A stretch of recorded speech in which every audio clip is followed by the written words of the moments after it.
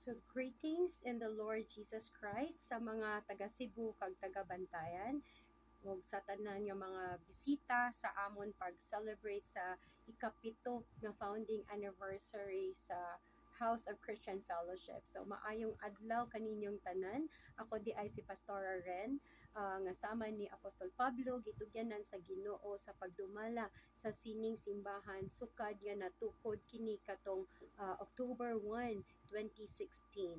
So karon pito na kini ka tuig o ginakalipay ko nga makita nga bisan sa ikapito na nga tuig no og dili na ako aktibo sa pagpangalagad tungod kay gilid ako sa ato ang Ginoo nga magpahuway sukad pa katong Hunyo sa sini nga tuig. Nakita jud nako no nga padayon nga nagalambo ang ini nga simbahan sa ilawom sa pagdumala sa mga sinaligan nato nga mga pinangga nga mga pastors no, sila Pastor John, Pastora Nancy, Pastora Che, Pastora Andrea sa Cebu, sila Pastor Juji no sa Bantayan ug si Pastora Marlene no, si Pastora Pearl ug si Pastor Lot at si Pastor Ronnie sa Iloilo.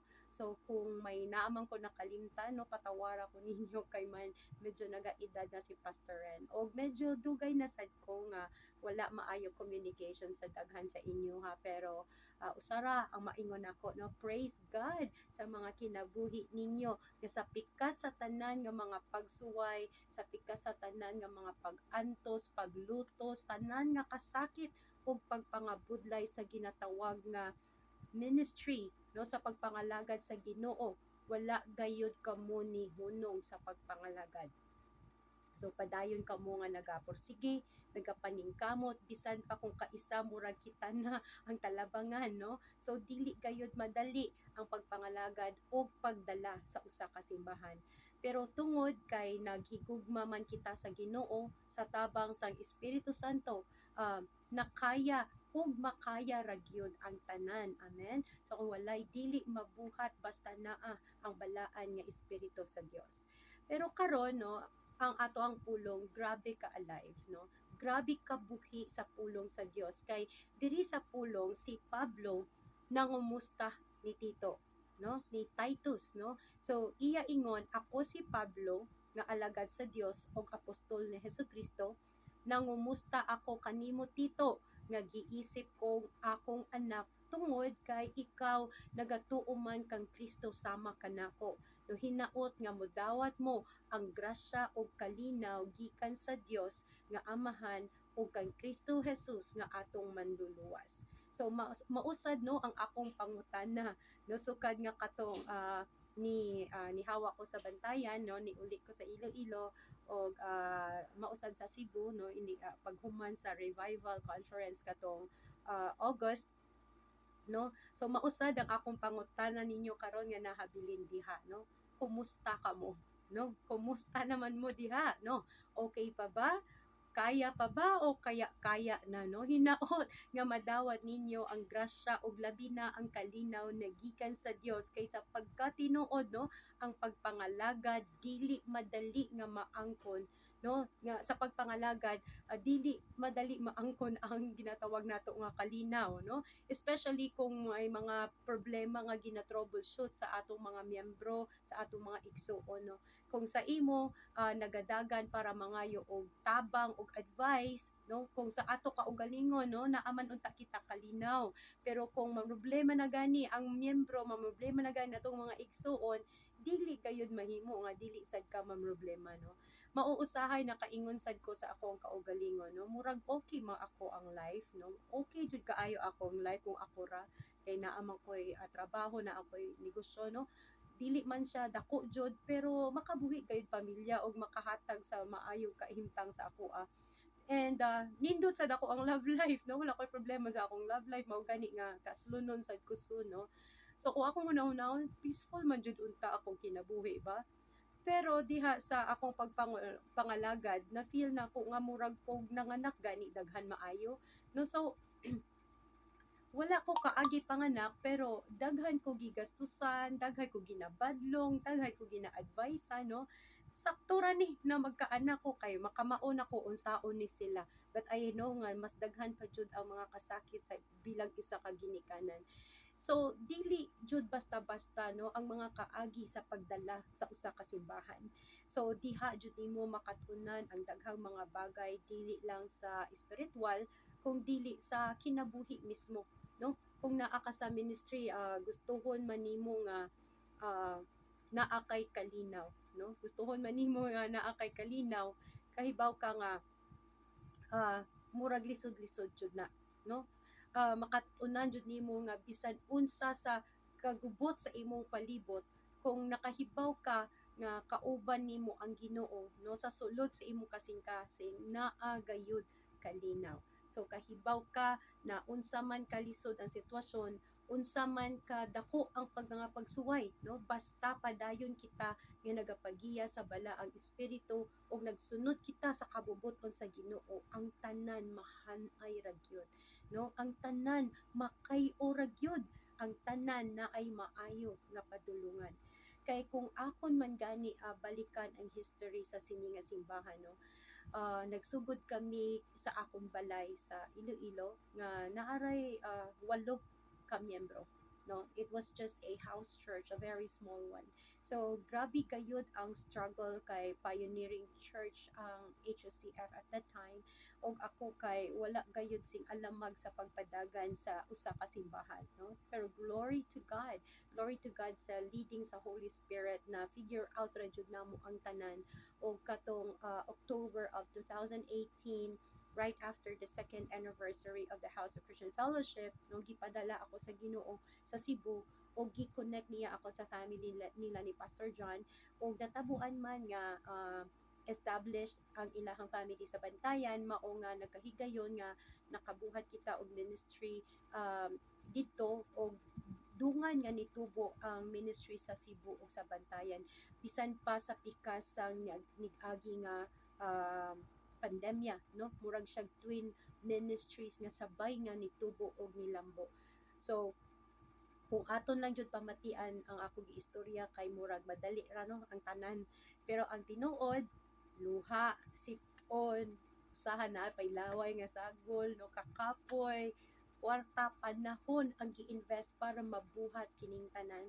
So dili lang nako, kung dili pati na ang mga tawo nga ni suporta o nituo sa ako ang sama ni Apostol Pablo, gipili ako sa Dios o gipadala niya aron lig-unon ang pagtuo sa iyang mga pinili o tuduan sila sa pagsabot sa kamatuoran mahitungod sa pagtuman kaniya, no. Pero mao gani na diha, no, dili jud madali ang pagtudlo o pagpasabot sa kamatuoran sa mga tawo, kay dili man tanan, no, dili tanan magsunod dayon, na ay maglisod buhi sa ilang naandan nga kinabuhi, na ay magduha-duha kung tinuod jud ba nga na ay Ginoo, na ay mahadlok magsalig, nasad ka ng gahi ra jud ulo, no, na ay padungon, na ay whether ra ang pagduol sa Ginoo, nga kung na ay maayo muduol, kung naglisod magpalayo, no. Pero nahasad nga kung naglisod muduol nya, kung okay na malimot na sad sa Ginoo, no. So mao jud na ano ang mga sari-sari nga mga tawo nga pwede nato ma-encounter sa ato pagpangalagad. Mao nga ayaw kamo, no, mga pastors, mga leaders, ayaw kamo kaluya kung may mga panahon nga gamay ra ang naa, usahay daghan sad, no, usahay na ay mawala, pero usahay na sad mamalik. But remember, always remember that worship must first come from the heart, no, sa ato ang mismo kasing-kasing mugikan ang pagsimba sa Ginoo, kay bisan ikaw ra usa, no, ang mabilin, pili gayud nga simbahon nimo ang Ginoo. Unya kung naay usa nga muuban nimo, edi nindot, no, nindot. Unya kung tulo mo mas maayo, no, but just the same, remember, when there are 2 or 3 that are gathered in his name, God is in the midst, no. So we must remember that ministry is just the overflow of the worship that is in our hearts, no. Kay mag-awas-awas gayud ang gugma sa Ginoo sa ato ang mga kasing-kasing, ug moagas jud kini pakadto sa mga tawo sa ato ang palibot hangtod matuduan nato sila na musimba sa Ginoo pareho sa atong nabuhat, no. So in the same manner I believe no nga mausad na ang rason nga no nga gitugyan kini sang Ginoo sa ako not because I know how to lead a church, but just I wanted to worship Him. So for the past 7 years, sa tabang ninyo tanan, no, sa mauman nga paagi, ako gilid ang simbahan. O karon sama sa pulong ni Apostol Pablo, niabot ang panahon na kinahanglan na gyud no nako ibilin ang simbahan sa kamot sa mga tawo nga gi-raise up sa Ginoo para padayunon ang mga buluhaton. So sama ni Titus, gibilinan siya ni Apostol Pablo na padayunon ang ilang nasugudan nga ministry. Mausad na ang rason nga no nga kinahanglan ko mubiya og magpahuway no bisan usara ka tuig para nga makakaton kamo ug magtubo kamo diha sa inyong pagpangalagad ug pagtuo sa Ginoo. Og sa dihang paghabilin nako no sa mga buluhaton sa tulo ka simbahan, naka-realize ko ba nga pila di ay katawo ang nagsalo sa ako ang mga buluhaton o mga responsibilidad. Kunya nakaingon jud ko no nga murag imposible man nako nga mabuhat nako ang tanan sa kagamay nako no nga pagkatao. Unya tulo ka simbahan ang gidungan nako direct no. Hangtod karon kay dili ko no makatuo nga nabuhat na nako. Pero syempre dili na tungod nako kung dili tungod na sa balaan nga espiritu sa Dios nga mao ang naghatag kaalam o kusog para mabuhat nako ang tanan. Og kini no wala ni nako ginasulti para mopabugal-bugal o pataason no ang akong kaugalingon kay unsa ra man ko ug unsa ra sad ang akong mahimo no. Kung dili ako ni ginasulti para pamatud-an sa inyo nga kung nakaya manggani nako nga usa ka gamay nga babayi no nga walay alam sa mga ginapabuhat sa Ginoo, hunahunaan na lang igsuon na karon nga nagkadaghan kamo sa pagpangalagad diha sa Ginoo ug nagtinabangay kamo unsa pa kaha no ang pwede buhaton sa Ginoo sa inyo. Kung pinaagi manggani sa usa nabuhat man ang tulo ka ministry, unsa pa kaha karon nga daghan mo no mas daghan ang pwede ninyo mabuhat no hunahunaa ang pwede mabuhat sa usa ka tawo nga matinud-anon nga nagsunod sa Ginoo. Hunahunaa ang pwede mabuhat sa usa ka tawo nga gigamhan sa Espiritu Santo. And if that multiplies, right, no, unsa pa ang pwede mabuhat ninyo tanan no magkadako o magkadaghan pa ang mga tawo nga malapot, matudluan ug mapalig-on ang pagtuo. And one day you will realize how great God is in your life and in the ministry that He has entrusted you. Gani no magpadayon kamo sa pag matidud-anon sa nga pagpangalagad sa Ginoo ug kanunay ninyo nga pamatian ang paggiya sa balaang espiritu. Ayaw ninyo pangunahi ang balaang espiritu but always be in step with the Holy Spirit. He will guide you and He will direct your every step. Kay maorasad ang akong gibuhat. Bilang pangulo sa sininga simbahan, wala na ako kamo gitudloan kung paano ang mahimong maayo nga leader. No, kay bisag ako dili ko kahibaw ana no, wala ko'y alam sa pagdumala sa usa ka simbahan, pero usa lang ang nahibaw-an nako, usa ra jud no, ug mao kini ang pilit nako nga ginatudlo sa inyo sukad pa sa umpisa kung paano ang mahimo nga maayo nga sumusunod ni Kristo. I do not know how to teach you to be a good leader. I can only lead you to be a good follower. Kung paano nga sapik ka sa tanang kasakit, kalisod, paglutos, no, magpadayon kita sa pagsunod o pagbuhat sa maayo o pagkinabuhi nga Kristohanon. Mga igsoon, dili importante ang titulo, dili importante ang rangko, dili importante ang posisyon, ang importante na ay gugma nga gikan sa Ginoo sa imong kasing-kasing. Gugma nga sama sa gugma ni Kristo ngadto sa iyang katawhan.